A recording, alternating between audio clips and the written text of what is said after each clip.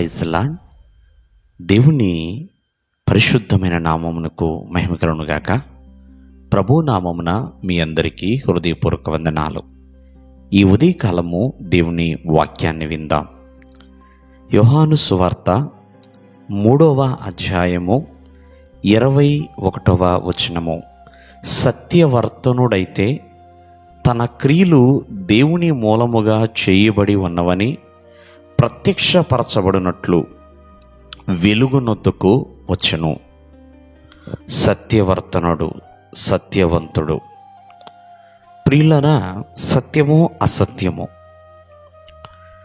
ఈ లోకంలో జీవించాలంటే సత్యమే పలికితే బ్రతకలేము అని తెలియచేస్తూ ఉంటారు. కానీ ఆత్మీయ జీవితంలో క్రీస్తు బిడ్డగా బ్రతకాలి అంటే సత్యవంతుడుగానే జీవించాలి.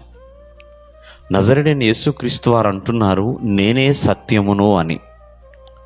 అసలు ఈ సత్యము యొక్క ప్రాముఖ్యత ఏంటి? ఎందుకు అంటే సత్యము అనేది ప్రతి ఒక్కరి భక్తికి ఆధారమై ఉన్నదండి. భక్తిలో సత్యము కలిగి మనం నడవాలి, యథార్థత కలిగి మనం జీవించాలి. ఈ సత్యము ప్రతి ఒక్కరిని కూడా పవిత్రపరుస్తుందండి.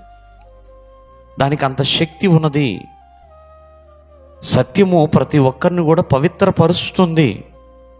ఎప్పుడైతే సత్యమునకు లోబడి విధేయత చూపితే ప్రతి మనస్సు కూడా మారి పవిత్రపరచబడుతుంది. అందుకనే నడుముకి సత్యం అనే దట్టి కట్టుకోండి అని చెప్తారండి. ఆ సత్యము నిలవబెడుతుంది కాబట్టి.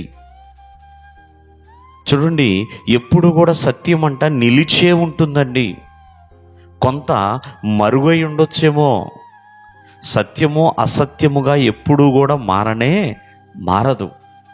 అందుకనే ప్రభు అంటారు సంఘము గురించి, సత్యము సంఘానికి స్తంభమును ఆధారమై ఉన్నది అని. సంఘములో సత్యము ఉంటే ఆ సంఘము ఒక స్తంభం వలె నిలబడుతుంది. ప్రియమైన వర్లరా, ఆధారముగా ఉంటుంది.